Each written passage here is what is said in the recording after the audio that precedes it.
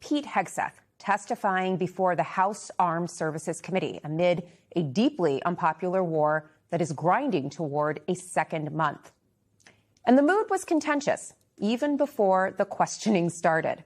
Protesters confronted Hegseth on his way into the hearing. You should be disgusted with yourself.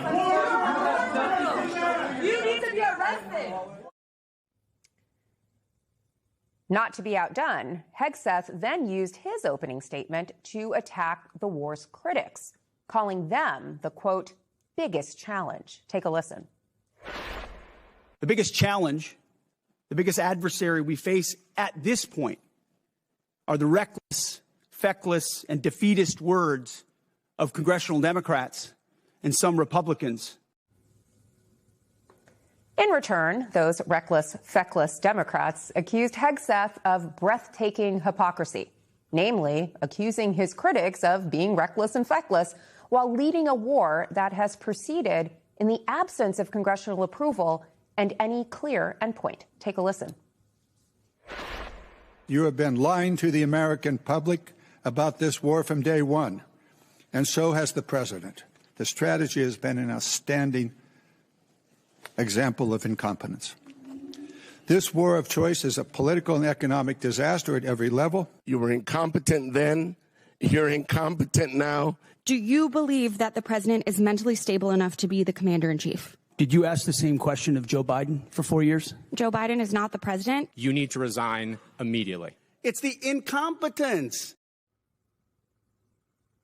Hegseth testified that the cost of the Iran war has hit $25 billion so far.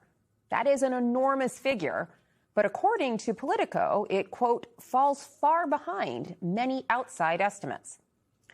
Hegseth dodged other critical questions on the Hill today. He refused to give an estimate on the timeline for withdrawal from Iran.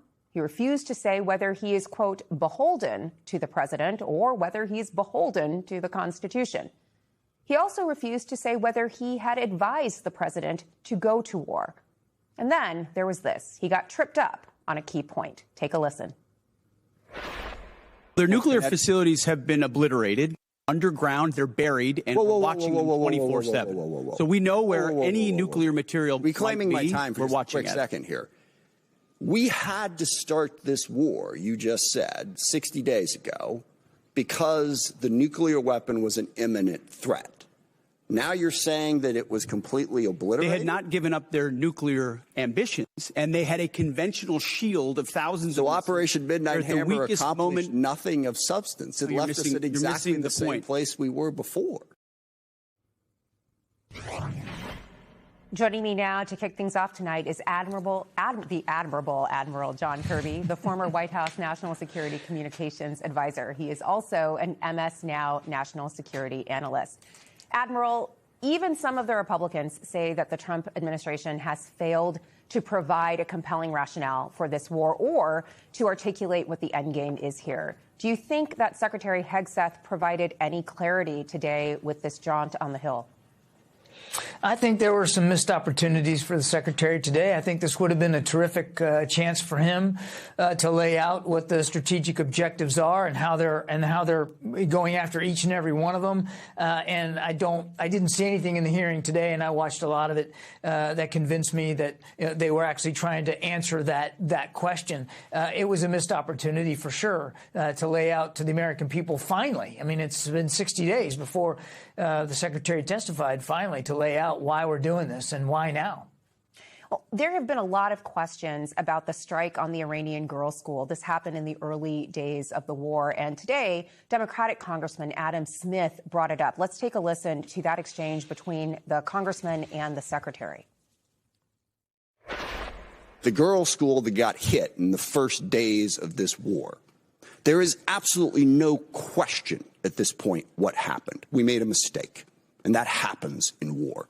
We identified this target based on earlier charts, and yet 2 months after it happened, we refused to say anything about it, giving the world the impression that we just don't care. We do not care about the casualties and the chaos that is caused by our war, and we should care.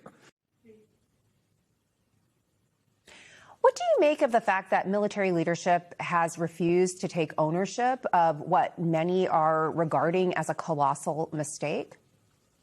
I think it's important for the United States military to complete this investigation as quickly as possible. I'm frankly a little surprised that it's taken this long, although I know there's a lot of interagency coordination that has to go into laying out the findings conclusively. But I think it's important to wrap this up quickly and to be completely transparent with the American people about what happened, why it happened, and more critically, how we're going to prevent it from happening in the future. I know that the U.S. Central Command did a thorough job here. I've talked to some officials there. I think there's a process problem here that it's taken too long to work its way through, but it's imperative. And Representative Smith is not wrong. I mean, we should come clean on this so that we can more importantly learn from it and prevent it from happening again. What does it mean, though, that we won't acknowledge that perhaps a mistake was made here? Even in the absence of a conclusive investigation, something obviously went wrong. I want to believe, Melissa, that what's slowing this down is the interagency coordination process, because the preliminary findings, at least as reported in the press, made it seem like it was the intelligence was perhaps old that was applied to the targeting solution, and the intelligence that was provided to the military came from outside the military. So I want to believe that what's slowing this down is the coordination process with the intelligence community, and they'll wrap this up quickly. That's the generous view. I think the cynic's view would be that this administration doesn't like to admit mistakes, doesn't like to apologize, doesn't like to show what they consider weakness. But it's not weakness. If you've made a mistake, if you've hit something in error, then admit it as soon as you possibly can and tell the public what you're going to do to try to prevent it from happening again. That's not weakness. That's strength. That's confidence. That's security in your process and in your military capabilities. And that's not what's being transmitted to the American people right now. Again, I want to believe this is a process problem and not a policy problem. But the cynics, I understand, are out there thinking that this is more of a policy issue. Well, the cynics are not just focused on that particular issue. They also have raised concerns over Hegseth's personnel decisions. Take a listen to Congressman Don Bacon. I share a bipartisan concern of the firings that we've seen at the Pentagon. 4 of the 6 service chiefs, for example, the Coast Guard. We had a huge bipartisan majority here that had confidence in the Army Chief of Staff and the Secretary of Navy. And I would just point out, it may be constitutionally right. You have the constitutional right to do these things, but it doesn't make it right or wise. So there have been a lot of discussion of these personnel firings within the military, and some news outlets, including the New York Times, have noted that women and minorities appear to bear the brunt of these firings. Yeah. What do you make of this shift in the personnel, and what does it mean for the fighting force that is incredibly diverse, as our armed forces are, to have a leadership structure that may be less diverse in terms of race and gender than it has been in the past?